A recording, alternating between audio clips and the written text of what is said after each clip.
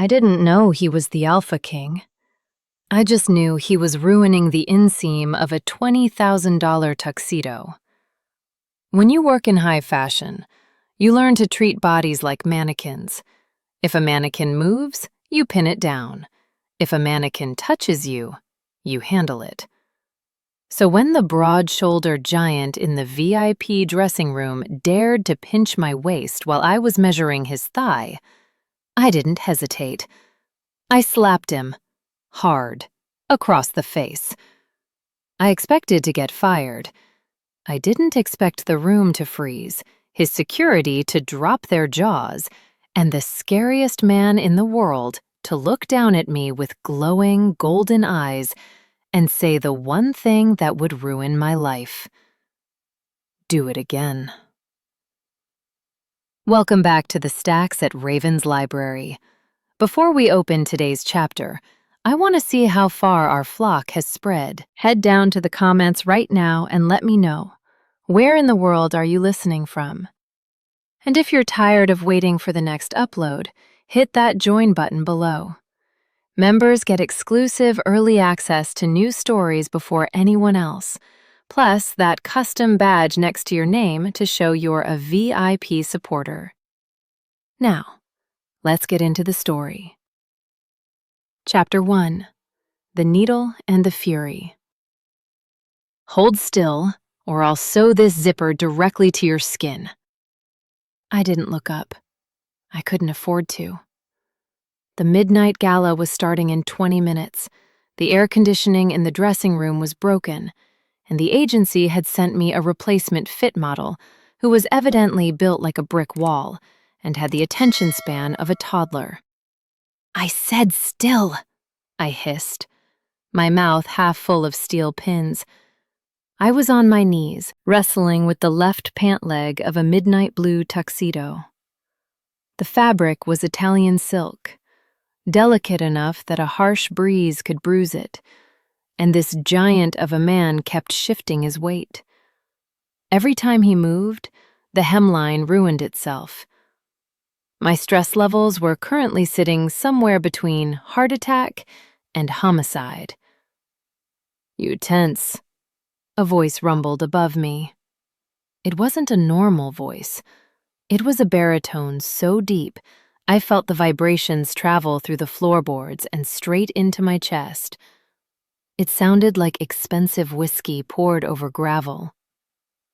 I'm not tense, I mumbled around the pins, stabbing a piece of chalk against his thigh to mark the alteration.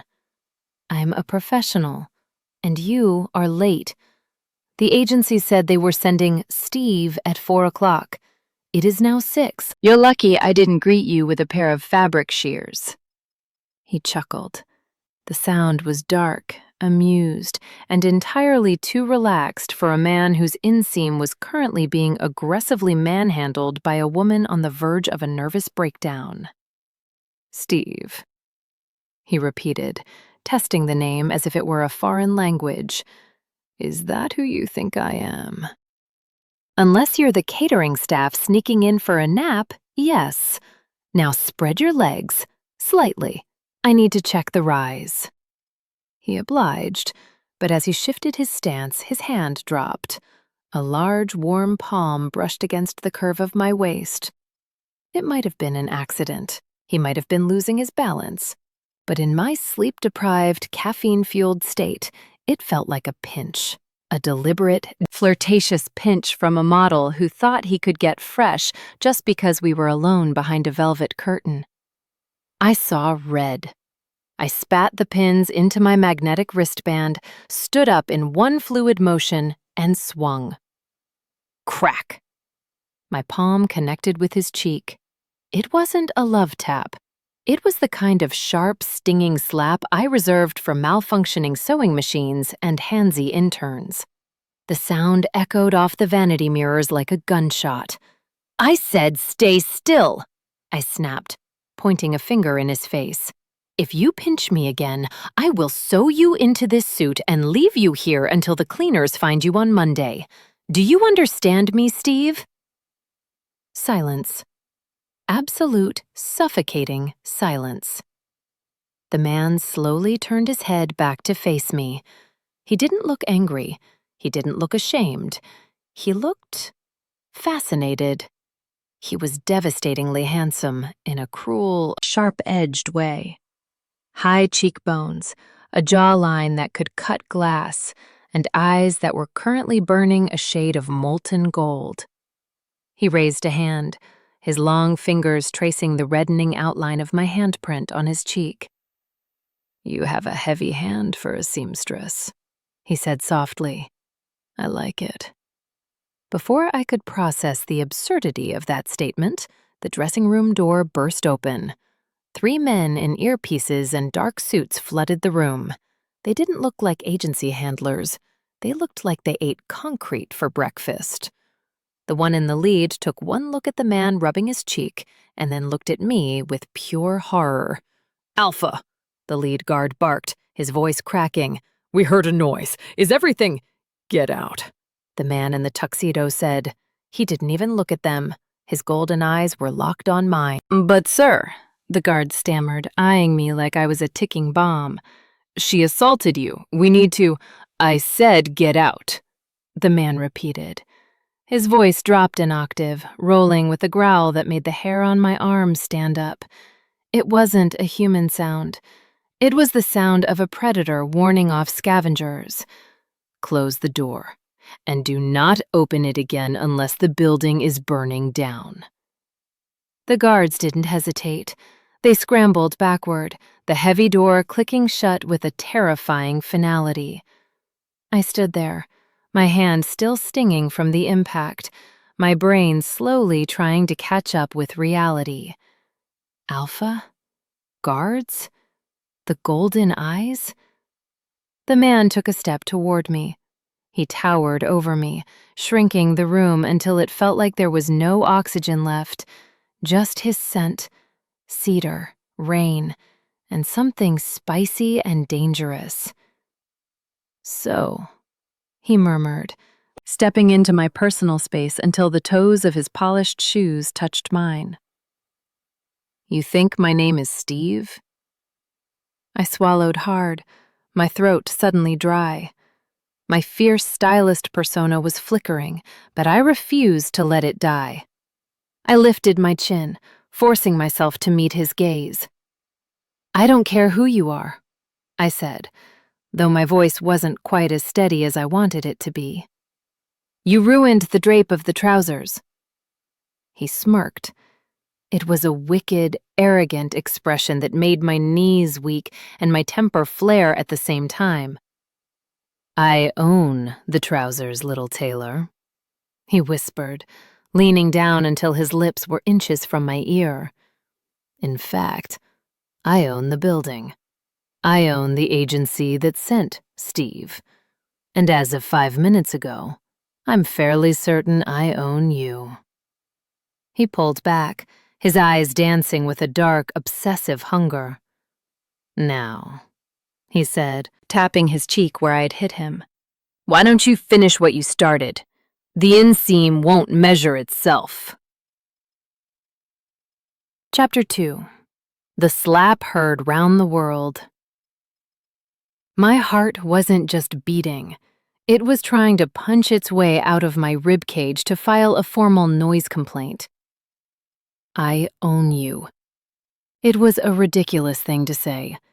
It was the kind of line a villain in a melodrama would say while twirling a mustache.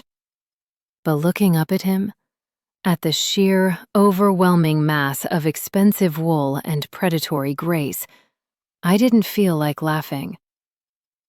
"You can't own a person," I managed to say, my voice steady despite the tremor in my hands. "The Emancipation Proclamation covered that. Read a history book." He threw his head back and laughed. It wasn't a nice laugh.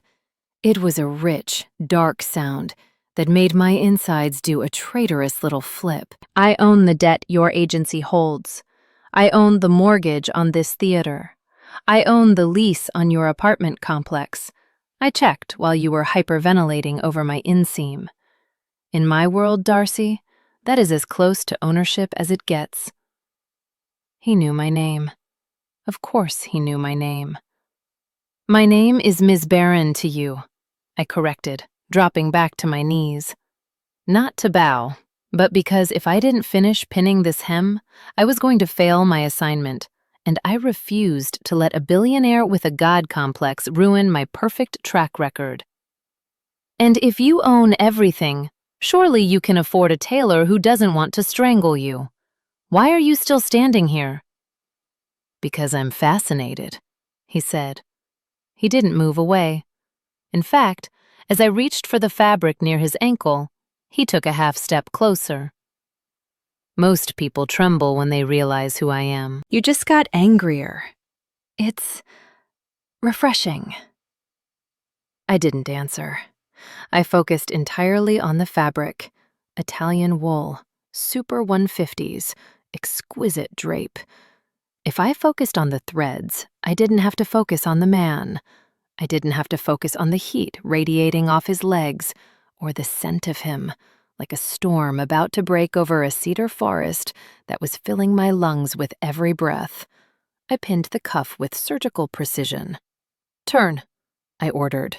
To my surprise, he turned. Lift your arms. He lifted them. For the next 5 minutes, the room was silent except for the scratch of chalk and the soft snick of my pins.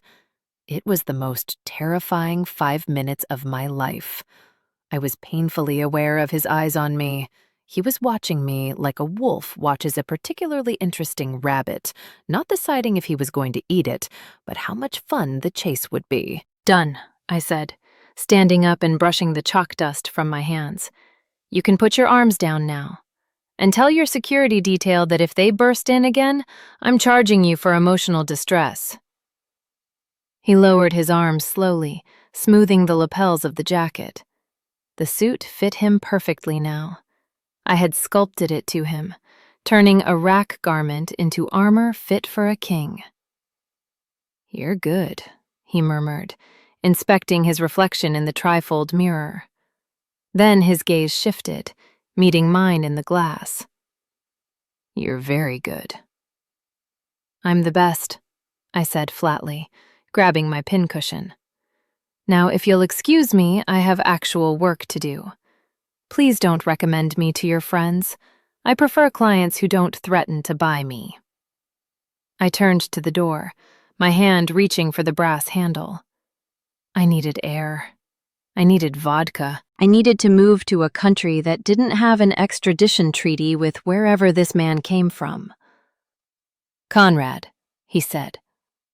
I froze, my hand on the latch. My name, he continued, his voice wrapping around me like velvet rope, is Conrad Arthur. Since you felt comfortable enough to strike me, I thought we should be on a first-name basis. Conrad Arthur, the Alpha King, the man who controlled the entire shifter economy of the East Coast, the man whose temper was legendary and whose bank account was large enough to buy a small country. I had slapped Conrad Arthur. I didn't turn around. I couldn't. If I looked at him now, knowing what he was, I might actually pass out. Goodbye, Mr. Arthur, I squeaked. For now, Darcy, he replied. For now. Chapter 3. Dead Woman Walking. I didn't just leave the gala. I evaporated. I sprinted out the service exit, dodged 3 waiters and a confused lyrical dancer, and dove into the first Uber I could find. I spent the entire 40-minute ride to my apartment staring out the window, waiting for black SUVs to run us off the road. Every time my phone buzzed, I jumped so hard I nearly hit my head on the ceiling. By the time I got home, I had already mentally packed my bags. I could go to Canada. I heard Canada was nice. They had maple syrup and polite people who probably didn't own the lease to my apartment. I spent the night pacing my living room, drinking cheap wine out of a coffee mug, and aggressively Googling Conrad Arthur. The results were not comforting. Conrad Arthur acquires tech giant for $4 billion. Conrad Arthur, the Wolf of Wall Street's worst nightmare. Top 10 people you should never cross. Conrad Arthur is number 1. There were photos of him at board meetings, at galas, at PAC summits. In every single one, he looked bored, cold, and utterly untouchable. And there was me, Darcy Barron, daughter of a librarian and a mechanic, who had treated his face like a bongo drum. I fell asleep on the couch at 4 a.m. and woke up to the sound of my phone ringing. It was the office. "Darcy?" It was Mr. Henderson, the owner of the bespoke fashion house where I worked. His voice sounded thin, like he was being held at gunpoint. "I need you to come in, immediately." "I'm sick," I lied, pulling a throw blanket over my head. "It's the plague, highly contagious. I shouldn't come in for at least 30 to 40 years. "Darcy, please," he whispered. "He's here." The line went dead. He's here. I stared at the phone. There was no point in running. If Conrad Arthur wanted to find me, he would find me. He was a wolf. Tracking was literally in his DNA. I took the coldest shower of my life, put on my sharpest blazer, my armor, and applied red lipstick with the precision of a war paint. If I was going down, I was going down looking expensive. The fashion house was eerily quiet when I arrived. Usually, the atelier was a chaotic symphony of sewing machines, steaming irons, and shouting. Today, it was silent. My colleagues were huddled by the fabric wall, looking pale. Mr. Henderson was standing outside his office door. He looked like he'd aged 10 years overnight. "Darcy," he said, wringing his hands. "Thank God." "Mr. Henderson, look," I started, clutching my purse. "I can explain. The client was difficult. I know I shouldn't have reacted, but—" "You're not fired," he blurted out. I blinked. "I'm not?" "No," he said, swallowing hard. "I am. Or, well, I'm retired. As of this morning." He gestured vaguely to the glass-walled office behind him. The blinds were drawn, but I could see a tall, dark silhouette pacing inside. "I sold the company, Darcy," Henderson whispered, his eyes wide. "He made an offer at 8 a.m. Cash. Triple the market value. He bought the brand, the building, the inventory, everything." My stomach dropped through the floor. Who? Who bought us? Henderson looked at me with a mixture of pity and confusion. "The Arthur Corporation. And the new CEO is waiting for you. He said he has a personal interest in the staff retention." "Personal interest," I repeated, feeling the blood drain from my face. "Go on in," Henderson said, patting my shoulder as he walked past me toward the exit, carrying a cardboard box of his belongings. "Good luck, kid. You're going to need it." I stood alone in the hallway. The door to the CEO's office loomed in front of me. I took a deep breath, smoothed my blazer, and pushed the door open. He was sitting in Mr. Henderson's chair like he had been born there. The office was modest, just a glass desk, a few mannequins, and a wall of fabric swatches. But Conrad Arthur made it look like a throne room. He had discarded his tuxedo for a charcoal gray suit that probably cost more than my entire college education.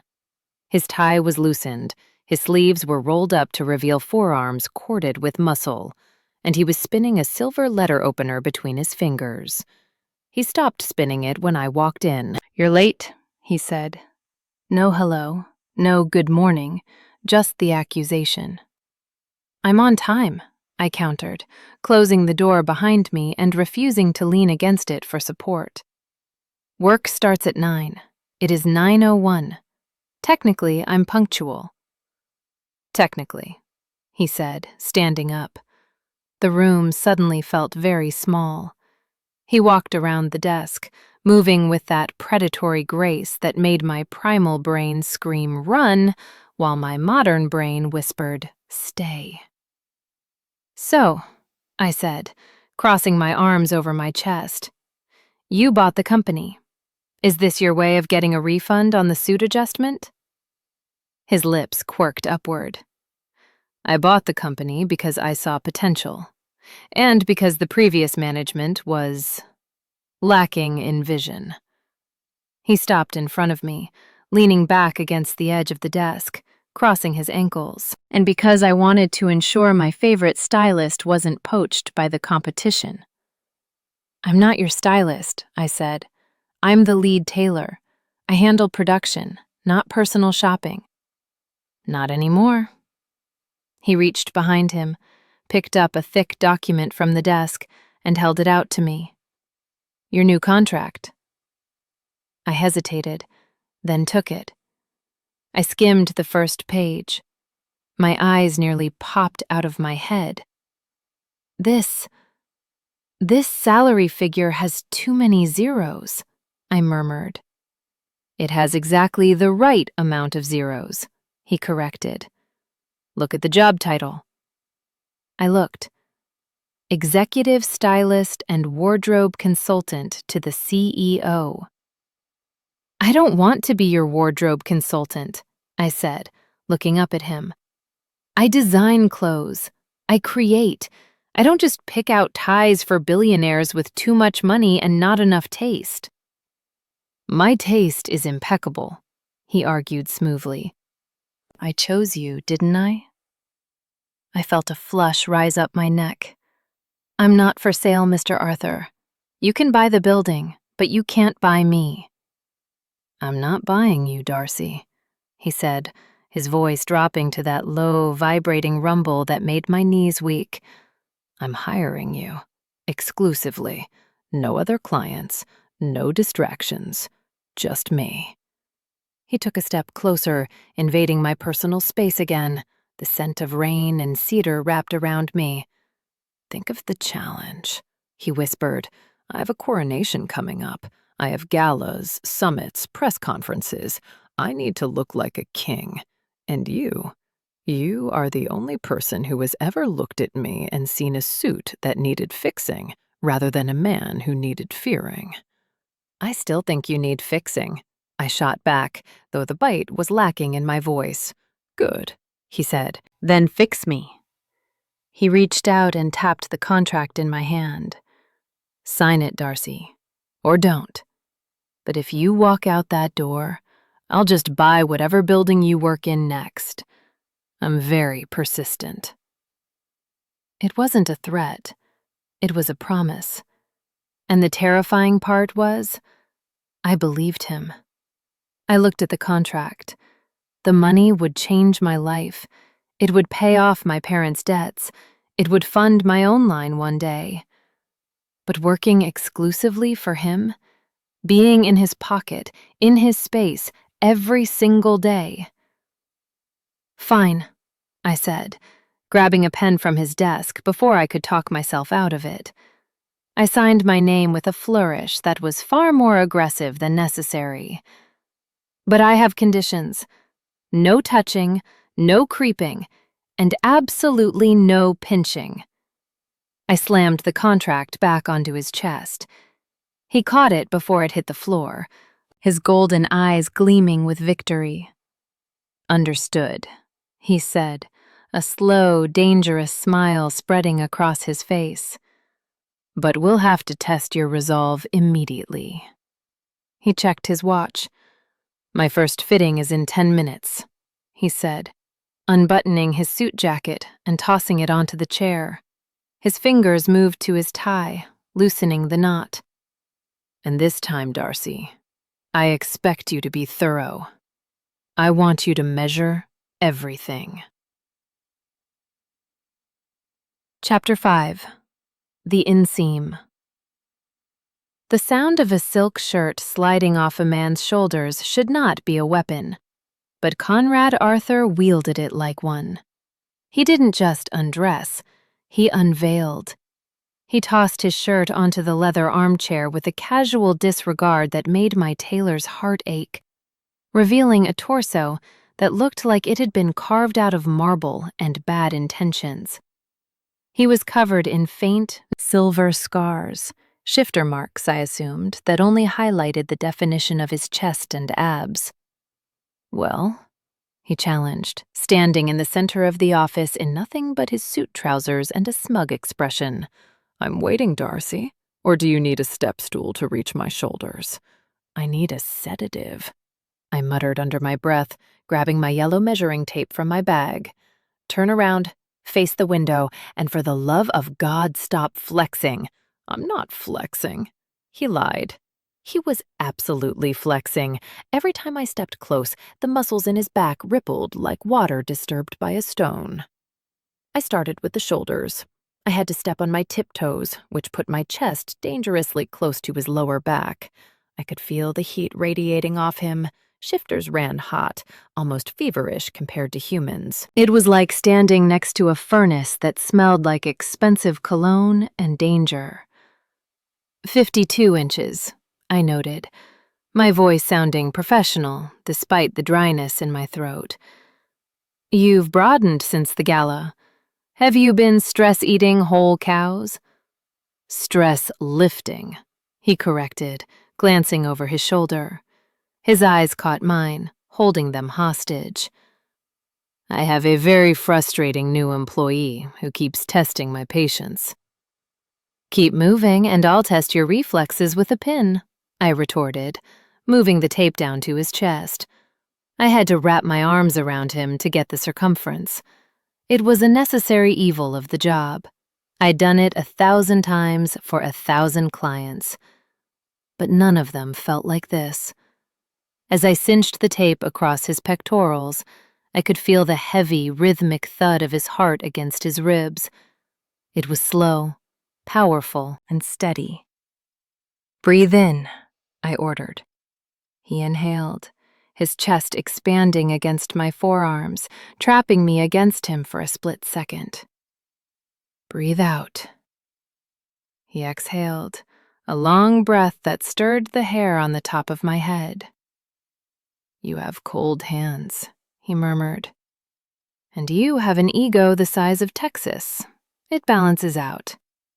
I pulled away quickly, jotting down the numbers on my notepad to hide the fact that my hands were actually trembling.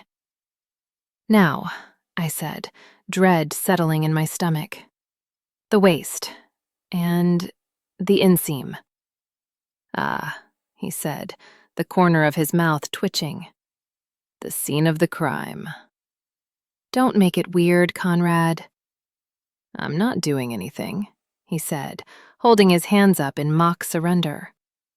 "I'm just standing here, being the perfect model." I knelt down. Being on my knees in front of him felt like a tactical error. He loomed over me, a mountain of power and arrogance. I wrapped the tape around his waist, 34 inches. Ridiculous.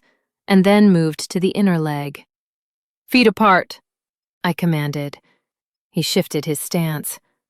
I hesitated. This was the danger zone. This was where I had slapped him less than 24 hours ago. I took a breath, reached out, and pressed the metal tip of the tape against the top of his inseam. He flinched, just a fraction of an inch. A muscle in his thigh jumped under the fabric. I froze. "Did I pin you?" "No," he rasped. His voice sounded different, grittier, tighter. I looked up. He was looking down at me, his golden eyes blown wide, his pupils dilated so much they nearly swallowed the iris. He wasn't looking at me like a boss. He was looking at me like I was the only water in a desert. "Then why did you jump?" I asked, pulling the tape taut. He leaned down, his hand hovering over my shoulder before gripping the back of the chair to stop himself from touching me. "Because, Darcy," he whispered, the sound vibrating through my bones. "My heart rate doesn't spike when I'm running a corporation. It doesn't spike when I'm hunting." He paused, his gaze dropping to where my hand rested against his leg. "It only spikes when you touch me. Is it beating too fast for you? Or just fast enough?" Chapter 6. Midnight Emergency. The phone rang at 2:14 a.m.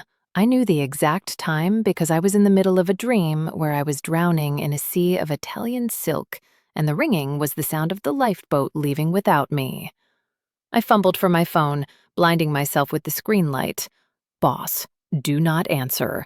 I swiped answer. "If the building isn't on fire, I'm quitting." "It's an emergency." Conrad's voice came through the line. He didn't sound panicked. He sounded awake, alert, annoyingly conscious. "Define emergency," I croaked, rubbing sleep from my eyes. "Did you rip the tuxedo? Did you spill red wine on white linen? Did you accidentally buy another company?" "Wardrobe malfunction," he said succinctly. "I have a flight to Tokyo in 3 hours for the Pacific Summit. I need this jacket. Get to the penthouse, now. I've sent a car." "Conrad, it's 2 a.m, I groaned. "Double overtime pay," he countered. "I'll be there in 20 minutes. I threw on a trench coat over my pajamas, silk, not flannel, thank God, shoved my feet into boots, and grabbed my emergency sewing kit. The black SUV waiting downstairs whisked me through the empty city streets to the Arthur Tower. The elevator opened directly into his penthouse. The place was ridiculous. Floor-to-ceiling windows overlooking the skyline, modern art that cost more than my organs, and enough marble to build a mausoleum. Conrad was standing by the fireplace, wearing the suit trousers and a crisp white shirt. He held the black velvet dinner jacket in his hand, looking tragic. "Where's the damage?" I asked, marching in with my kit, fully prepared to suture a massive tear. "Did a seam burst? Did the lining shred?" He held up the jacket. "The button is loose." I stopped dead in my tracks. I stared at the jacket. I stared at him. "A button," I repeated flatly. "You woke me up, dragged me across the city, and promised double overtime for a loose button?" "It's the top button," he said with a straight face, crucial for structural integrity. "You have 10 other jackets," I yelled, throwing my hands up. "You have a closet the size of a department store." "I wanted this one," he shrugged, handing it to me. "Fix it, Barron. You're on the clock." I snatched the jacket from him, muttering curses that would make a sailor blush. I sat on his pristine white sofa, threaded a needle with aggressive precision, and reinforced the button. It took me exactly 90 seconds. "Done," I snapped, biting the thread because I was too angry to find my scissors. "That will be $500, please." "Put it on my tab," he said. He walked over to the wet bar. "Drink?"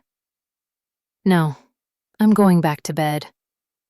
"It's bourbon," he tempted. "Pappy Van Winkle, 20 years. I paused. I had principles, but I also had a weakness for expensive whiskey. "1 glass, then I'm leaving." He poured 2 glasses and walked over, handing me one. He didn't sit on the other sofa. He sat on the coffee table in front of me, his knees bumping mine. Up close, I saw what the dim light had hidden. There were dark circles under his eyes. The tension in his shoulders was coiled tight. He looked exhausted. "You didn't call me for the button," I realized, taking a sip of the liquid gold. He swirled his glass, watching the amber liquid. I haven't slept in 3 days. The summit preparation is loud in my head. And I help because you're loud too, he said, looking up at me with a half smile. But you're a different kind of loud. You don't want anything from me. You just want me to stand still. He took a drink, his eyes locking on mine over the rim of the glass. Wolf senses are hypersensitive, he explained quietly. Silence is the loudest thing in the world to me. It echoes. But you smell like vanilla and frustration. It grounds me. I didn't know what to say to that. I should have made a sarcastic comment. I should have left. But instead, I watched him finish his drink. Go to sleep, Conrad, I said softly. I can't, he admitted. Not unless I know the button is secure. The button is fine, I promised. Good. He leaned forward, his face inches from mine, his voice dropping to a whisper that curled around my spine. Because I intend to sleep on the plane. But right now, I'm enjoying the view too much to close my eyes. Chapter 7. The Wolf in the Boardroom. I am a tailor, I hissed, chasing Conrad down the corridor of the Arthur Corporation headquarters. I sew, I design, I measure. I do not do corporate aesthetics consulting. You have an eye for detail, Conrad replied, not slowing his stride. He was in full alpha mode today. 3-piece suit, power tie, and an aura that made junior executives dive into cubicles to avoid him. We are meeting with the Sterling Pack regarding a textile merger. I need you to assess their fabric quality. If they're selling us cheap polyester blends disguised as silk, I need to know. You can't just tell by touching it? I can, he said, stopping at the double doors of the boardroom. But I like watching you destroy people who think they can fool you. He pushed the doors open. The room was filled with men in gray suits. At the head of the table sat Alpha Sterling, a man with too much hair gel and a smile that didn't reach his eyes. Alpha Arthur, Sterling boomed, standing up. We were expecting you alone. His eyes slid to me. He didn't look at my face. He looked at my legs, then my chest, then dismissed me entirely. I didn't know you brought entertainment, Sterling smirked, sitting back down. Though I suppose long meetings can get boring. She's cute. A bit small for a shifter, though. Is she a pet? The temperature in the room dropped 20 degrees in a single second. Conrad didn't move. He didn't growl. He simply stopped walking. The silence that followed was heavy, suffocating. Every other person in the room stopped breathing. Excuse me? I said, stepping out from behind Conrad. I am the executive director of style for this corporation, and based on the shine of your suit, Alpha Sterling, you're wearing a 60-40 polyester blend that is currently suffocating your pores. I'm surprised you haven't broken out in a rash yet. Sterling's face turned a violent shade of red. Watch your mouth, sweetheart. I don't speak to the hired help. She isn't help, Conrad said. His voice was quiet, terrifyingly quiet. He walked to the head of the table, pulled out a chair, and looked at me. Sit, Darcy. I sat. Conrad didn't sit. He stood behind my chair, placing both hands on the backrest, looming over me like a dark guardian. He looked directly at Sterling. This is Ms. Barron, Conrad said, his voice ice cold. She is the only person in this room whose opinion I value. If she says your fabric is trash, then your fabric is trash, and if you ever look at her with anything other than absolute respect again, I will dissolve this merger, buy your company, and turn your headquarters into a parking lot. Sterling paled. He looked at Conrad, then at me, realizing his mistake. My apologies, Ms. Barron. I didn't realize. Apology accepted, Conrad answered for me. He leaned down, his mouth brushing my ear, his hand sliding from the chair to rest possessively on the small of my back. His thumb traced the curve of my spine through my blazer, a touch that branded me in front of 12 witnesses. Tell them what you think of the samples, Darcy, he commanded softly, his golden eyes scanning the room, daring anyone to interrupt. And don't be gentle. I love it when you're mean. Chapter 8. Rumors and Red Satin. I didn't destroy the Sterling Pack's textile samples. I annihilated them. By the time I was finished explaining why their luxury silk was actually a highly flammable polyester blend that would melt under a hairdryer, Alpha Sterling looked like he wanted to crawl under the table and die. I walked out of that boardroom feeling invincible. That feeling lasted exactly 45 minutes. It took less than an hour for the photo to go viral. I was sitting at my desk, innocently trying to source a specific shade of emerald velvet, when my phone started vibrating so hard it nearly walked itself off the table. I picked it up and saw a notification from a shifter gossip blog I didn't even follow. The Alpha's new flame? King Conrad spots getting handsy with human employee. I clicked the link. My stomach turned to lead. There was a high-resolution photo of us in the boardroom. It was taken from the side, capturing the exact moment Conrad had placed his hand on the small of my back. But in the photo, it didn't look like a protective gesture. The way he was leaning down, the way his lips were brushing my ear, the way his large hand seemed to encompass my entire waist.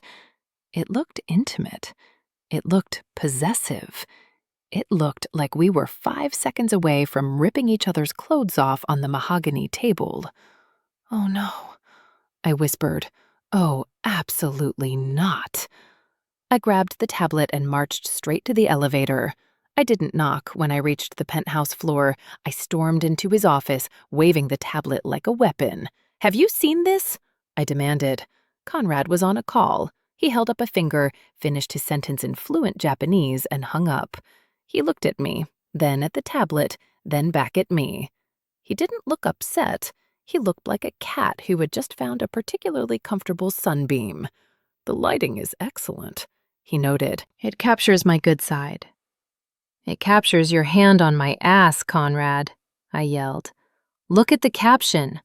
The tailor who tamed the king. They think I'm your mistress. My professional reputation is going to be shredded. No one is going to hire me for my designs. They're going to hire me because they think I know what you look like naked. He stood up, walking around the desk with maddening slowness. And do you? Do I what? Know what I look like naked. I know what your inseam is, I snapped, which is frankly more information than I ever wanted. You have to fix this. Issue a statement. Tell them I am a highly qualified executive, not your flavor of the month. He stopped in front of me, taking the tablet from my shaking hands and setting it aside. I don't issue statements to tabloids, Darcy. It makes me look defensive. Kings don't explain themselves. Well, tailors do. I poked him in the chest. It was like poking a steel door. I have a mother, Conrad. She has Google. Do you want to explain to Mrs. Barron why her daughter is trending next to the hashtag Alpha King Seduction? He laughed.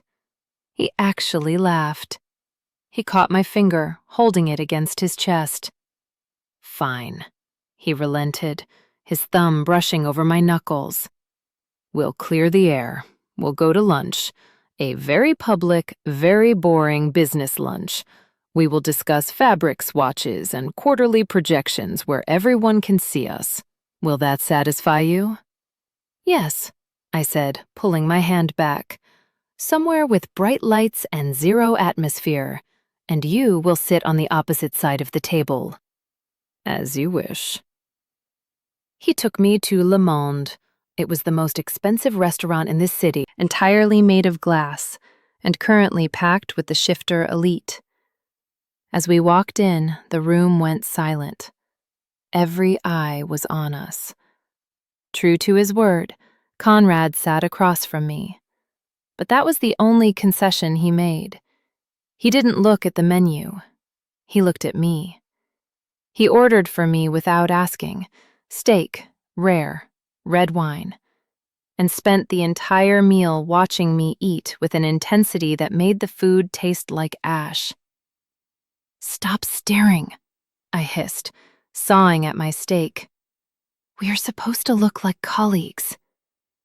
"I am looking at my employee," he said smoothly, loud enough for the table next to us to hear.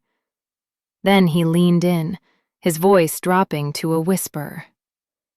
"I'm just admiring how fierce you look when you're terrified." "I'm not terrified. I'm homicidal." "Eat your steak, Darcy. You need the iron."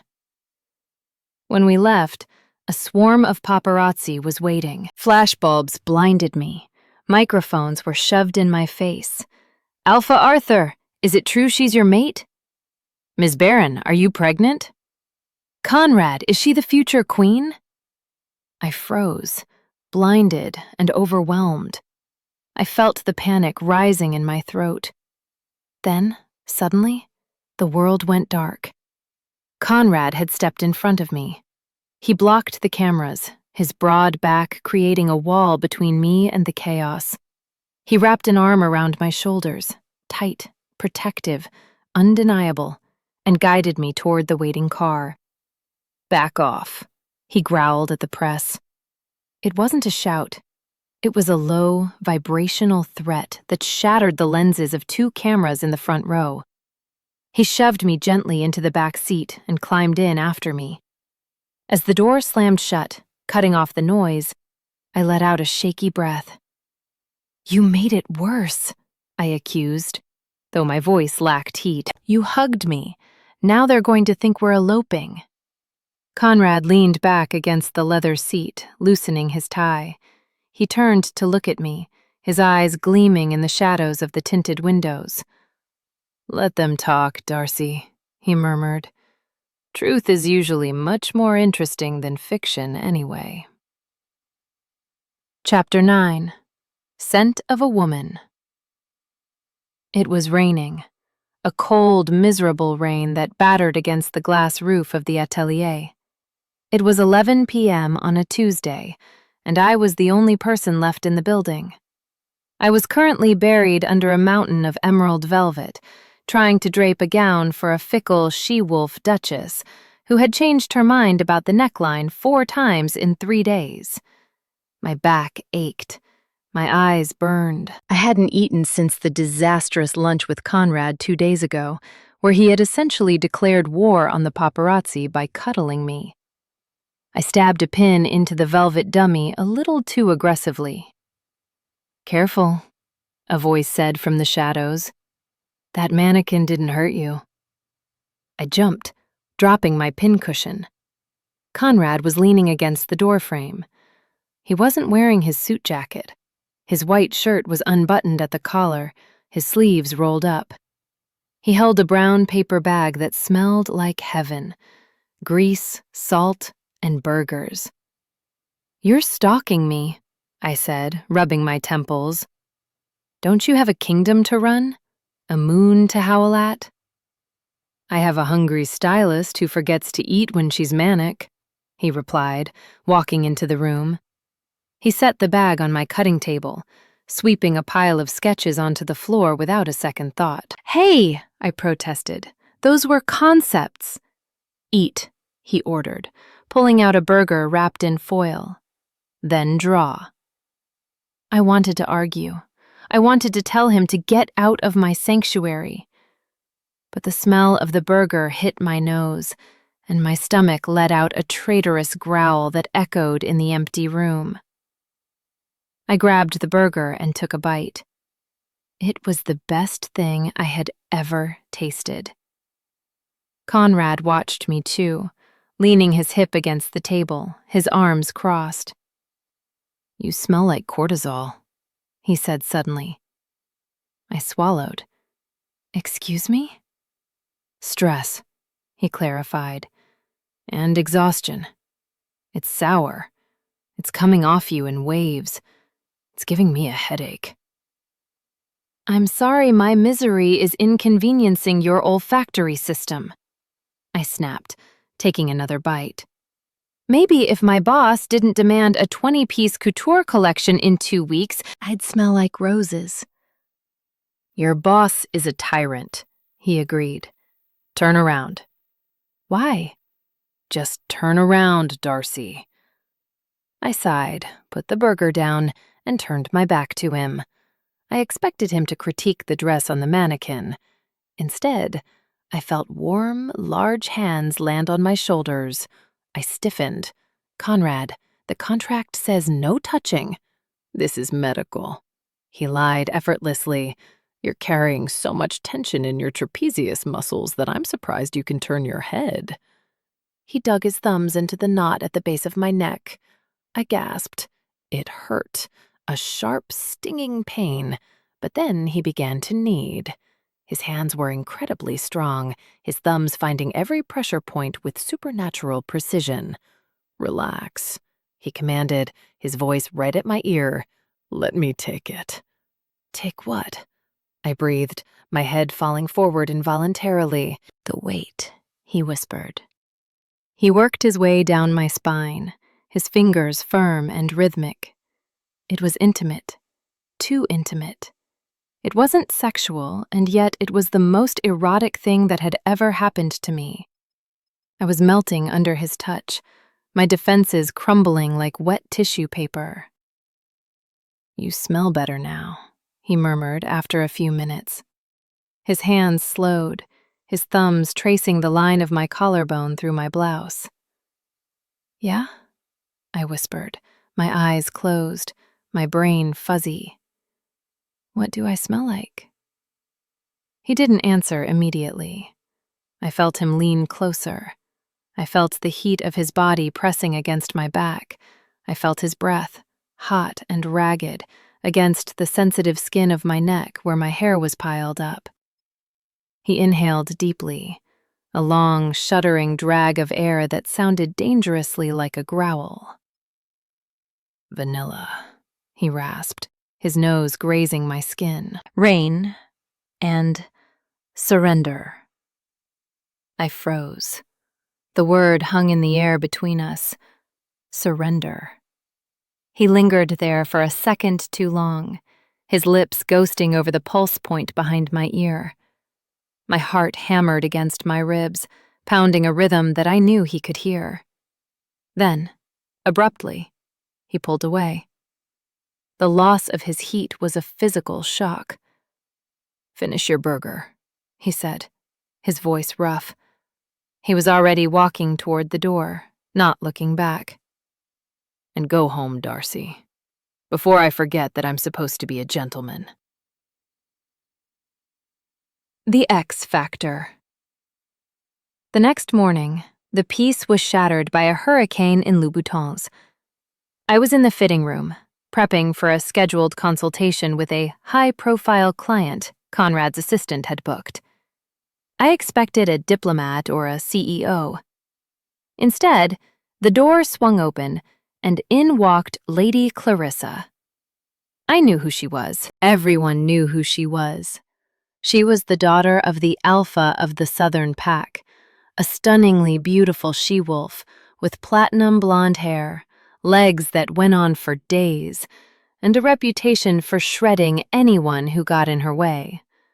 She was also, according to the tabloids, the front-runner to be Conrad's queen before I came along. She didn't come alone. She brought an entourage of 3 giggling women who looked at my atelier like it was a dumpster. "So," Clarissa said, dropping her Hermes bag on a chair. She looked me up and down, her lip curling in distaste. This is the human pet everyone is talking about. I straightened my spine, clutching my clipboard. Good morning, Lady Clarissa. I assume you're here for the fitting? I'm here to see if you're incompetent, she corrected. She walked over to a rack of gowns I had pulled for her. She flicked through them aggressively. Ugly, drab, cheap. Is this really the best Conrad could find? A human seamstress with no taste? I assure you, my taste is impeccable, I said coolly. Those gowns were selected based on your coloring. My coloring is perfect, she snapped. I want red.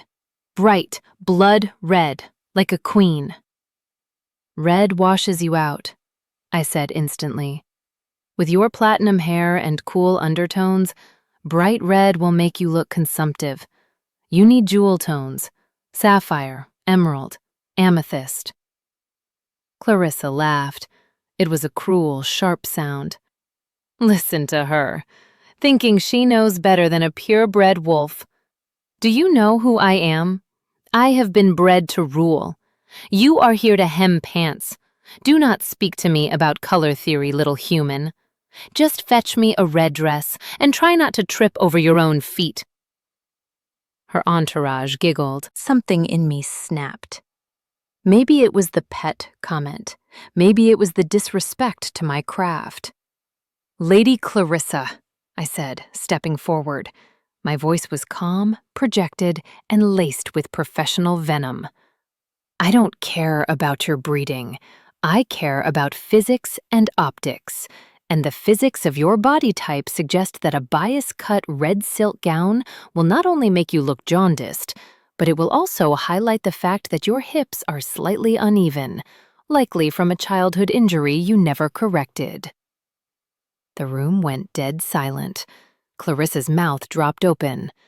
Furthermore, I continued, relentless, you have a short torso. If I put you in the silhouette you're demanding, you will look like a box of Valentine's chocolates wrapped by a toddler. I am paid to make the king look good. That means making the people standing next to him look good. If you want to look like a disastrous mistake, you can go to the mall. But in my studio, you wear what I tell you to wear. Or you can leave. Clarissa looked like I had just slapped her. Her face turned a violent shade of purple. You insolent little... She raised a hand, her nails lengthening into claws. I wouldn't. A deep voice rumbled from the doorway. We all spun around. Conrad was leaning against the doorframe. He had been there the whole time. Clarissa's hand dropped instantly. Her face transformed into a mask of sweet innocence. Conrad, darling, I was just telling your employee that her suggestions were a bit... I heard every word, Conrad said. He walked into the room, ignoring Clarissa entirely, and coming to stand next to me. He didn't look at her. He looked at me, and he was smiling. It wasn't a nice smile. It was a proud smile. She's right about the hips, Conrad drawled, looking at Clarissa now. You always did walk a little crooked, Clarissa. Clarissa gasped, humiliated. Conrad! Get out, he said simply, and take your friends with you. If you need a dress for the coronation, I suggest you try a department store. Darcy is exclusive, and she doesn't work with amateurs. Clarissa let out a sound of pure rage, grabbed her bag, and stormed out, her entourage scrambling after her. The door slammed shut. I let out a breath I had been holding, my knees suddenly shaking. I looked up at Conrad. I think I just alienated the entire Southern pack. Conrad looked down at me. His eyes were dark, swirling with something that looked dangerously like adoration. One were magnificent, he whispered. I've never seen anyone talk to her like that. He reached out, tucking a stray lock of hair behind my ear. His hand lingered on my cheek. I was worried she would eat you alive, he murmured.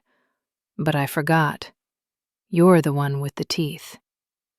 He stepped closer, crowding me against the cutting table. "I think," he said, his voice dropping to a growl, "that I am going to have a very hard time letting you go, Darcy Barron." Chapter 11. The Accidental Command. The week before the coronation was not a schedule. It was a hostage situation. My clipboard had become an extension of my arm. My coffee consumption had reached levels that would kill a small horse. And Conrad Arthur was currently being the most obstinate, difficult, and frustrating creature on God's green earth. "I am not wearing the cape," Conrad declared. We were in his executive office, which had been converted into a makeshift staging area. Racks of clothes lined the walls.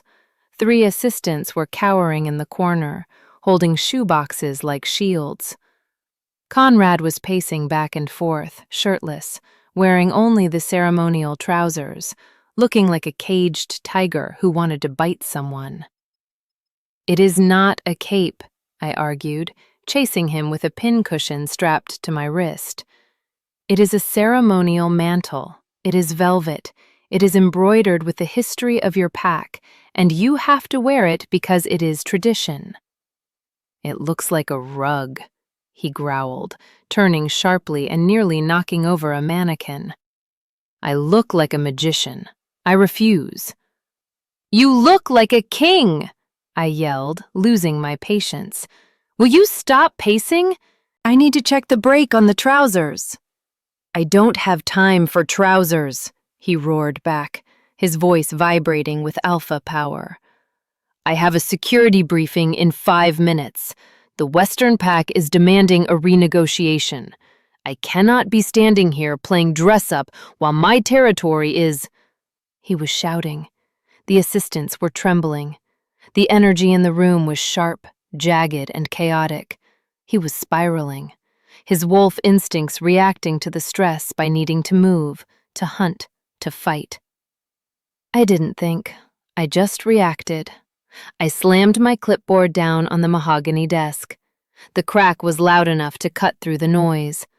I took 2 steps toward him, pointed my finger at the floor, and dropped my voice into the lowest, sternest register I possessed. The voice my mother used when I broke a vase, the voice I used on interns who dropped coffee on silk. "Conrad Arthur!"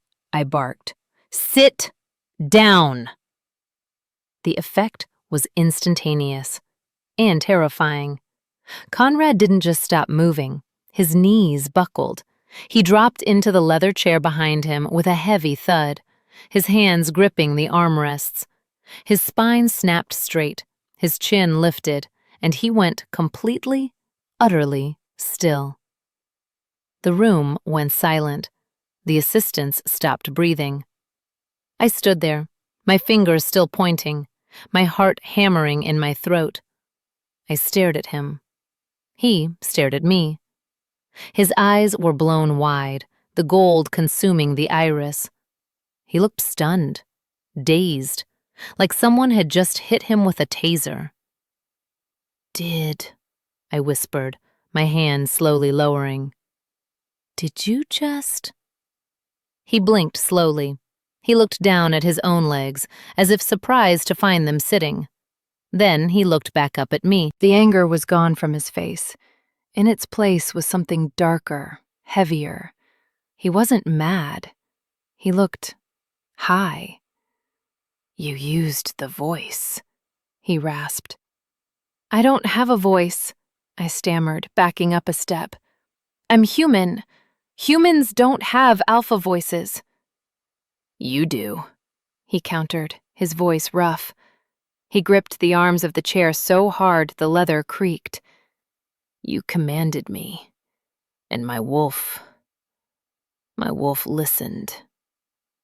He stood up slowly. This time he didn't pace. He stalked toward me. The assistants sensed the shift in the air and bolted, scrambling out of the room and slamming the door behind them. Conrad didn't stop until he was towering over me, breathing hard. He looked at me like I was a puzzle he was desperate to solve. I obey no one, he whispered, leaning down until our noses brushed. No one orders me. Not my father, not the council, no one.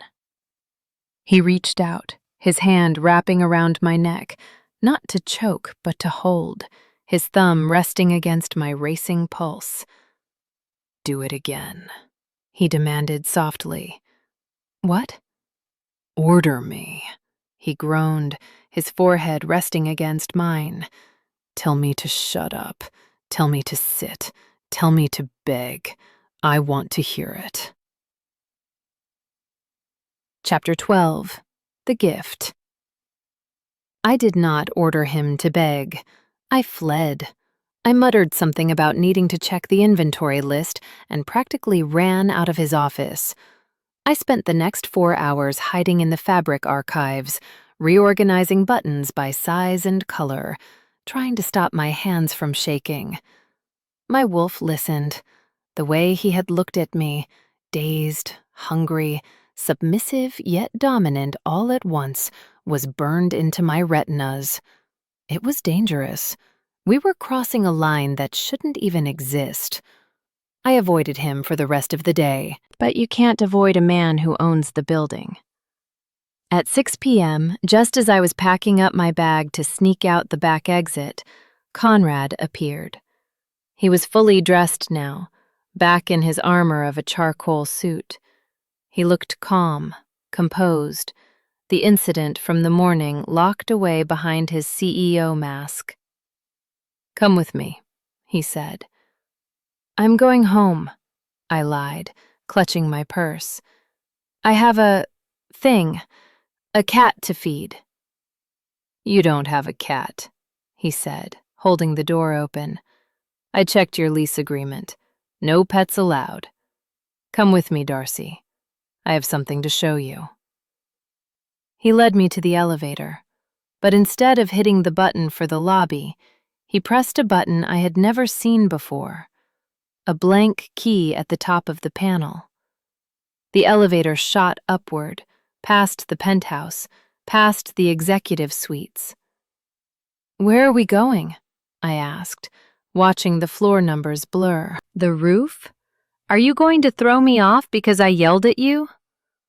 Tempting, he smirked, but no. The doors slid open. We weren't on the roof. We were in a vast, open-concept loft with floor-to-ceiling windows that offered a panoramic view of the entire city. The space was flooded with the golden light of the setting sun, but it wasn't the view that stopped my heart. It was what was inside. It was a studio. My studio. There were 3 industrial sewing machines, the top-of-the-line German models I had drooled over in catalogs but could never afford. There was a cutting table made of reclaimed oak that spanned 20 feet. There were dress forms in every size, and against the far wall, there were shelves stacked floor to ceiling with bolts of fabric. I walked forward in a trance. I reached out and touched a bolt of blue silk. It wasn't just any silk. It was Lyon silk, woven by the last traditional mill in France. And this, Conrad said, walking to a small table in the corner. He picked up a bolt of soft, caramel-colored wool. Vicuña. You mentioned once that you wanted to make a coat out of it, but it was too expensive to source. I turned to look at him. My eyes were stinging. I blinked rapidly, refusing to cry. Conrad, I whispered, this is a fortune. The machines alone, the vicuña. I don't care about the cost, he said quietly, leaning against the table, watching me explore the room. I care about the craft. You're cramped in that basement atelier. You're working with scraps. I wanted to see what you could do if you had everything you ever wanted. He walked over to me and held out a key card. It was black, with my name embossed in silver. It's yours, he said. The deed is in your name, independent of the company. Even if you quit tomorrow, Even if you never speak to me again, this room belongs to you." I looked at the key, then at him. This wasn't a rich man buying a gift to impress a date. This was specific. It was thoughtful.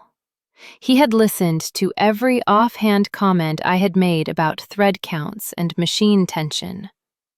He had built me a sanctuary. "Why?" I asked, my voice trembling. He reached out, his hand cupping my cheek, his thumb brushing away a single tear that had escaped. "Because," he murmured, "you're the only person who sees me as a man, not a king. And I wanted you to have a place where you could be a queen." I took the key. My fingers brushed his. The spark that jumped between us was electric, undeniable. I knew in that moment that I was in catastrophic trouble. I wasn't just attracted to him, I was falling in love with him. And that was the most dangerous thing I could possibly do. Chapter 13. The Almost. We stayed in the studio for hours. I couldn't leave. I was like a kid in a candy store, touching every fabric, testing the machines, explaining to Conrad the difference between a serger and a cover stitch. He just listened, leaning against the wall, watching me with that intense, focused silence that made my skin prickle. Then, the sky broke. A summer storm rolled in over the city, heavy and sudden. Thunder shook the glass walls, and rain lashed against the windows in sheets. Suddenly, the lights flickered. Once, twice. Then the entire building plunged into darkness. "Power grid failure," Conrad announced calmly from the dark. "The storm must have hit a substation."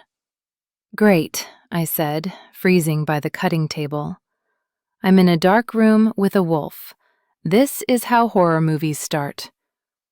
A soft light bloomed. Conrad had turned on the flashlight of his phone. He set it face down on the table, casting a diffuse ambient glow upwards. It threw long shadows across the room, turning the studio into something intimate and enclosed. The world outside, the city, the paparazzi, the coronation, disappeared. "You're not afraid of me," Conrad said. He moved toward me. I couldn't see his face clearly, just the glint of his eyes and the outline of his broad shoulders. "I should be," I whispered. "You're an apex predator. You run the world. You have claws." "I would never use them on you," he said. He was close now. Too close. He trapped me against the edge of the oak table, placing his hands on either side of my hips. He didn't touch me, but he caged me. "You command me, remember?" he murmured, his voice low and rough. "You say sit, I sit. You say stay, I stay." "Conrad." "Tell me what to do now, Darcy." He leaned down. His face was inches from mine. I could feel the heat of his body, smell the rain and cedar on his skin. His gaze dropped to my lips. The air between us was thick, charged with a tension that had been building since the moment I slapped him. I wanted him. God, I wanted him. I wanted to grab his lapels and pull him down. I wanted to ruin the suit I had spent hours perfecting. But panic flared in my chest. He was a king. I was a tailor. If I crossed this line, there was no going back. I would be consumed. I would be the human pet everyone said I was. "No," I whispered, turning my head away just as his lips brushed my cheek. He froze. "I can't," I said, my voice shaking. "I work for you, Conrad. I'm just the help. This is just adrenaline. It's not real." I pushed against his chest. It was like pushing a stone wall, but he let me move him. He stepped back, giving me space. The loss of his warmth was immediate and painful. "It's real," he said. His voice wasn't angry, but it was laced with a dark, terrifying certainty. He picked up his phone, killing the soft light and plunging us back into darkness. "Go," he said from the shadows. "The emergency generators will kick in any second. The elevators will work. Run home, Darcy." I grabbed my purse, stumbling toward the door. I paused at the threshold, looking back into the dark. "Conrad?" "Run," he warned, his voice a low growl that vibrated through the floorboards. "Because if you stay, I'm not going to let you say no again. I'm a hunter, Darcy, and I'm done playing with my food." Chapter 14. The Cold Shoulder. I didn't run because I was weak. I ran because I was smart. Self-preservation is a basic human instinct, right next to breathing and not poking sleeping bears. And Conrad Arthur was a bear in a bespoke Italian suit who had looked at me in the dark with eyes that promised to devour me whole. So naturally, I did the only logical thing a professional woman in my position could do. I hid. I spent the next morning in the basement of the old atelier, not the glorious new studio he had gifted me, but the cramped, dusty room where it all began. I was aggressively color-coding buttons, trying to convince myself that my heart wasn't shattered. Today was the final fitting. The coronation was tomorrow. This was the most important appointment of the entire contract. The suit, a masterpiece of midnight blue velvet and black satin, was hanging on the rack, pressed and perfect. But I wasn't going to fit him. "Marcus," I said, handing the garment bag to my trembling assistant. "You have the measurements, you have the pins, you have the panic button on your phone. Go." Marcus, a 22-year-old fashion student who weighed 140 pounds soaking wet, looked at me like I was sending him to the gallows. "But, Darcy," he stammered, hugging the garment bag to his chest. "He asked for you, specifically. The memo said Ms. Barron only. If I show up, he might actually eat me." "He doesn't eat people, Marcus. That's a stereotype. He's a CEO. He eats mergers and acquisitions. Now go. I have a migraine, a contagious migraine." I pushed him out the door and locked it. I waited. 10 minutes, 20 minutes, 30. I was just starting to relax, thinking maybe I had gotten away with it, when my phone rang. It wasn't Conrad. It was Marcus. I answered. "How did it go?" He's looking at me," Marcus whispered. He sounded like he was crying. "He's not saying anything, Darcy. He's just staring at the door. I tried to measure his inseam, and he growled. I think I peed a little." "Put him on the phone," I sighed, rubbing my temples. "I can't," Marcus squeaked. "He just crushed the phone. Oh, God, he's coming over here. Darcy, help." The line went dead. 5 seconds later, my own phone rang again. This time, the caller ID simply read, "him." I stared at the screen. My hands were shaking. I swiped answer and held the phone to my ear, not saying a word. "You have exactly 20 minutes. Conrad's voice came through the line. He wasn't shouting. He wasn't growling. His voice was cold, arctic. It was the voice of a king who had been denied his tribute. "Conrad, I'm not feeling well," I lied, my voice thin. "Marcus is fully qualified to—" "Marcus is currently crying in the hallway," Conrad interrupted, his tone devoid of sympathy. "If you are not in this penthouse in 20 minutes, Darcy, I will come down there. And if I have to come down there, I won't be coming to get the suit. I'll be coming to get you." "Is that a threat?" I tried to inject some of my usual fire into the question, but it flickered. "It's a schedule," he replied. "Clock is ticking, little tailor." He hung up. I stared at the phone. I looked at the door. I looked at the exit sign. I could run. I could move to Mexico. I could change my name to Brenda and sell tacos on a beach. But then I looked at the suit on the rack, the backup jacket I had kept just in case. It was my work, my art, and I refused to let anyone, even a terrifyingly attractive wolf king, intimidate me out of finishing my job. I grabbed the jacket. I grabbed my pincushion. I grabbed my courage. "Fine," I whispered to the empty room. "You want a fitting? I'll give you a fitting." Chapter 15. The Final Fitting. The penthouse was silent when I arrived. The air was thick, heavy with the scent of ozone and impending storm. Conrad's scent. Marcus was gone. The security guards were gone. The heavy double doors to the dressing room were slightly ajar. I pushed them open. Conrad was standing in front of the trifold mirrors. He wasn't wearing the shirt Marcus had tried to put on him. He wasn't wearing anything above the waist.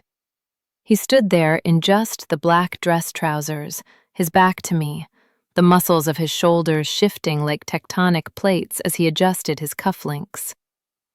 "You're late," he said to my reflection in the glass. "I had to take the stairs," I retorted, dropping my bag on the velvet ottoman. "Since you apparently terrified the elevator operator." He turned around slowly. The sight of him hit me like a physical blow. He was magnificent. Terrifying, yes, but magnificent. The scars on his chest, the breadth of his shoulders, the dark line of hair disappearing into his waistband. It was unfair. "Marcus was incompetent," Conrad said, walking toward me. He had cold hands, and he smelled like fear. It was insulting. "He's an intern, Conrad. He's supposed to smell like fear." I pulled out my measuring tape, snapping it taut to hide the tremble in my fingers. "Put the shirt on. We have 30 minutes to finalize the fit before the press arrives." "No." "Excuse me?" "No shirt," he said, stopping 2 feet in front of me. "Check the trousers first. The waist feels loose." "The waist is perfect," I argued. "I measured it myself 3 days ago." "I lost weight," he said, his eyes locking onto mine. "Pining." My breath hitched. "Stop it." "Stop what?" "Stop flirting. Stop looking at me like I'm dinner. Stop making this personal." I stepped forward, angry now. "This is a job, Conrad. I am your employee. You are the king. We are not whatever this is." "And what is this, Darcy?" He stepped into my space, forcing me to back up. "Why did you run last night?" "Because you told me to," I yelled, backing up again. "You told me to run because you're a hunter." "I told you to run because I was losing control," he growled, matching my step for step. "And instead of running away, you sent a boy to do a woman's job." I hit the wall. Or rather, I hit the mirrors. The cold glass pressed against my back. There was nowhere left to go. Conrad loomed over me, placing his hands on the glass on either side of my head, caging me in. He wasn't touching me, but he was everywhere. His heat, his scent, his overwhelming presence. "Put the shirt on," I whispered, my voice shaking. "Please." "Make me," he challenged. He leaned down, his nose brushing mine. "Order me, Darcy. Use that voice. Tell me to get dressed. Tell me to leave you alone. Tell me you don't want this." "I don't," I lied. "I don't want this. I just want to finish the suit." "Liar," he murmured. His gaze dropped to my lips. "Your heart is beating so fast I can hear it echoing in the room. You're not scared of me. You're scared of how much you want me." "You're arrogant," I snapped, placing my hands on his bare chest to push him away. "And you're annoying, and I am trying to work." I pushed him. He didn't budge. He just smirked, that wicked, knowing smirk that made me want to scream. "Back off!" I yelled, frustration boiling over. I shoved him harder, my palms slipping on his skin. "I thought you were pinching me that first night. I thought you were just some handsy jerk." Conrad froze. The smirk vanished. His eyes darkened, the gold consuming everything, turning his gaze into two pools of molten lava. He caught my wrists. His grip was iron tight, pinning my hands against the glass above my head. He leaned in, his lips brushing the shell of my ear, his voice a low, rough vibration that shattered the last of my defenses. "You thought I was pinching you then," he whispered, his body pressing flush against mine. "No, Darcy. Now I will." Chapter 16. The Breach. He didn't pinch me. He claimed me.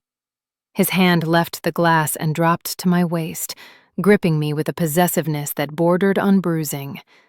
It wasn't gentle. It wasn't polite.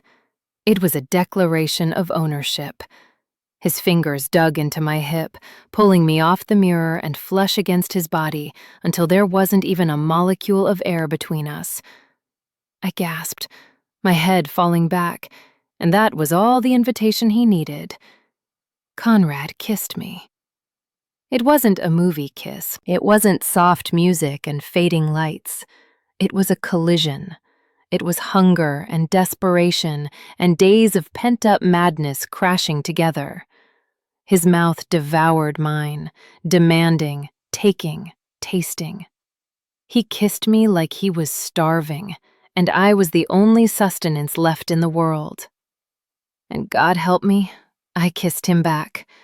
I forgot the contract. I forgot the coronation. I forgot that he was a king and I was a tailor. I wrenched my hands free from his grip and tangled them in his hair, pulling him closer, anchoring him to me. He groaned, a guttural, animal sound that vibrated against my lips. He lifted me effortlessly, pressing me back against the mirror so that my feet dangled off the floor. I wrapped my legs around his waist, needing to be closer, needing to feel every inch of him. "Darcy," he rasped against my mouth, breaking the kiss for a fraction of a second to breathe. "Mine." "Conrad," I breathed, my voice wrecked. "The suit, the fitting." "Burn the suit," he growled, attacking my neck. "I don't care. I don't care about the crown. I don't care about the pack. I only care about this. You. Here." He bit gently at the sensitive cord of my neck, and a jolt of electricity shot straight to my toes. My wolf, the non-existent human instinct inside me, howled in answer. "I tried," I whispered, clutching his shoulders. "I tried to be professional." "You failed," he murmured against my skin. He pulled back, holding my face in his large hands, forcing me to look at him. His eyes were wild, his hair was a mess, his chest was heaving. He looked undone. And knowing that I, Darcy Barron, the girl from the wrong side of the tracks, had unraveled the Alpha King, was the most intoxicating feeling in the world. "I don't want a stylist," Conrad said, his voice fierce and raw. "I have 1,000 people who can dress me. I have 1,000,000 people who fear me. But I have never had anyone who stood up to me." He rested his forehead against mine, his thumbs stroking my cheekbones. "When you slapped me," he confessed, a jagged laugh escaping his throat, "I thought I was hallucinating. No one touches me. No one. And then you looked at me with those furious eyes and told me to stay still. Darcy, I was yours before the slap even registered." "I thought you were going to kill me," I admitted, breathless. I wanted to keep you, he corrected. I still do. I always will. He kissed me again, slower this time, deeper, a seal, a promise. The coronation is tomorrow, he whispered against my lips. I know, I said. The suit is ready, if you just put it on. I'm not talking about the suit. He set me down gently, smoothing my hair, though his eyes never left mine. Every alpha brings a date, a partner, a potential queen. I froze. The reality of the world crashed back in. Conrad, I'm human. The council, the press, weighty Clarissa. To hell with Clarissa, he snarled softly, and to hell with the council. He took my hand, lifting it to his lips, kissing my knuckles, the same knuckles that had slapped him days ago. I'm not asking my stylist to fix my hem, he said, his voice ringing with the absolute authority of a king. I'm asking Darcy Barron to be by my side. Walk in with me, not behind me, with me. He waited, watching me with that intense golden gaze. The king of the wolves was asking, waiting for an order. Well, he asked, a crooked, vulnerable smile touching his lips. What's the verdict, Ms. Barron? Are you going to leave me standing here alone, or are you going to tell me what to do? Chapter 17, The Coronation Ball. I'm not wearing a gown, I said. Conrad blinked, the haze of lust slowly clearing from his eyes, though his hands were still possessively gripping my waist. Excuse me? If I'm walking into that ballroom, I said, my voice gaining strength, if I'm walking in there as your partner and not your employee, I am not wearing some frothy pastel confection that makes me look like a submissive little debutante. If I'm walking into a den of wolves who want to tear me apart, Conrad, I am wearing armor. He smiled. It was slow, wicked, and devastatingly proud. You're whatever you want, Darcy.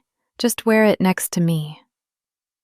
24 hours later, the limousine door opened, and the flashbulbs blinded me. The noise was deafening. The screams of the crowd, the click of shutters, the shouting of reporters. It was a wall of sound. My heart hammered a frantic rhythm against my ribs.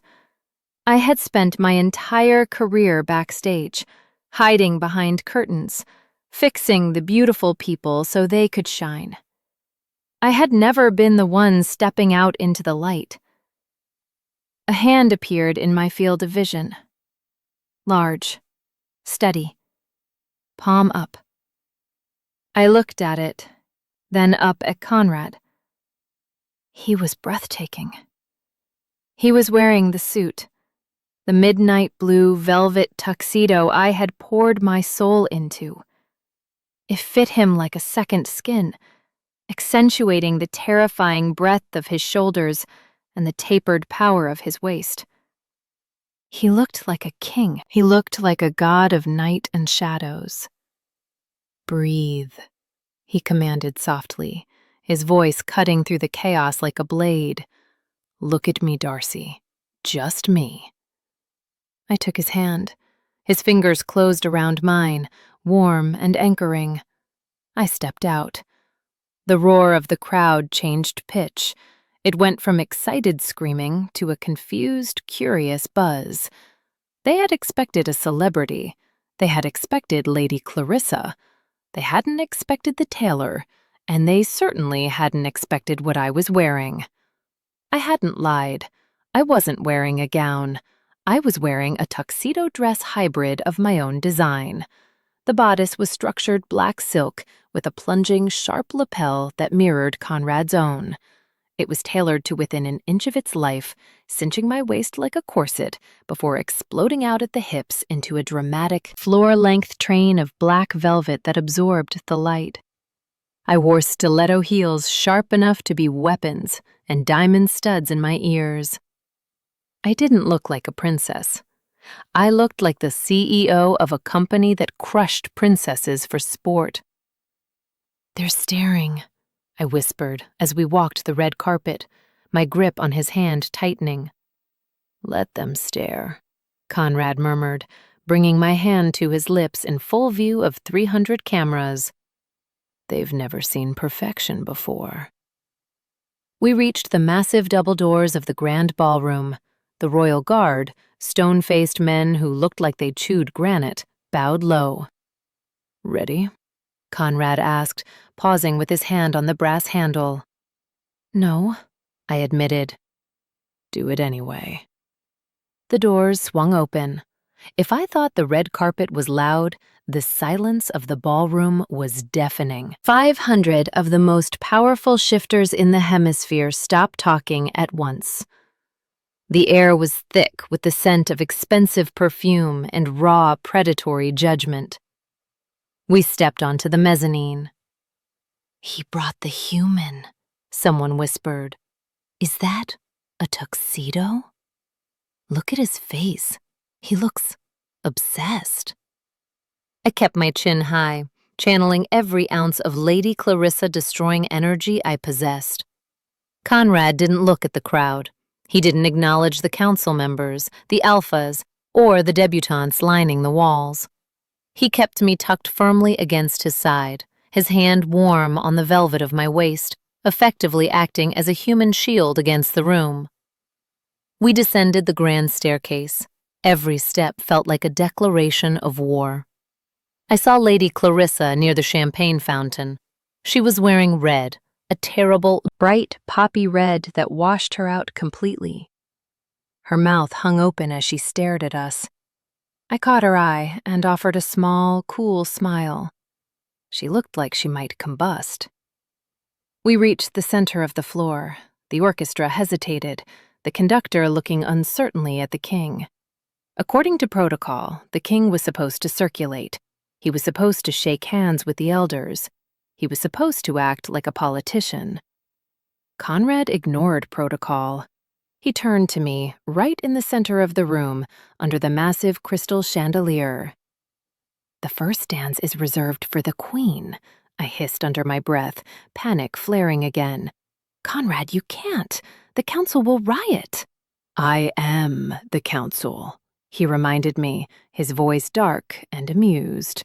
He placed one hand on my waist and took my right hand in his.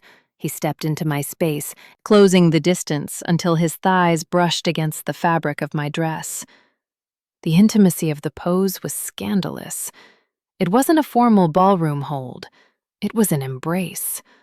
"Conrad," I warned, glancing at the shocked faces surrounding us. "Everyone is watching." "Good," he growled softly, his golden eyes burning into mine, ignoring the hundreds of spectators as if they were nothing but ghosts. "Let them watch. Let them see who really rules me." He signaled the conductor with a sharp nod. The music swelled, a waltz, heavy and romantic. Conrad pulled me flush against him, and as we began to move, he leaned down, his lips brushing the shell of my ear, his voice dropping to a whisper that sent a shiver straight down my spine. "Dance with me now, Darcy," he promised darkly, "but save your energy. Because when we get back to that dressing room, I'm going to make sure you're too exhausted to walk tomorrow." Chapter 18. The Perfect Fit. I didn't stumble. I didn't blush. I looked the Alpha King in the eye, tightened my grip on his shoulder, and smiled. "Is that a threat, Your Majesty?" I whispered back, my voice steady despite the havoc his promise was wreaking on my pulse. "Because you're forgetting something. I'm the one who designed those trousers. I know exactly how much room you have to move. If you try anything on this dance floor, you'll pop a seam. And then I win." Conrad threw his head back and laughed. It wasn't the polite, courtly chuckle the room expected. It was a rich, booming sound of genuine delight that echoed off the vaulted ceiling. The sound shattered the tension in the room. The terrified silence of the council broke, replaced by confused murmurs. The king was laughing. The king, who hadn't smiled in public since the 90s, was laughing because his human date had threatened his inseam. "You're terrible," he murmured, pulling me back into the spin. "I adore you." The rest of the dance was a blur of gold light, velvet, and the heat of his hand burning through the silk of my dress. I stopped seeing the crowd. I stopped seeing Lady Clarissa fuming by the shrimp cocktail. I only saw him. The golden flecks in his eyes, the relaxation of his jaw, the way he looked at me not as a possession, but as a prize he couldn't believe he'd won. When the music ended, the applause was hesitant at first, then thunderous. But Conrad didn't bow to the room. He bowed to me. "And now," he announced, straightening up and offering me his arm. "We're leaving." "Conrad!" I hissed through my teeth, smiling at a gaping duchess. "We've been here for 11 minutes. You have to do the speeches. You have to kiss babies.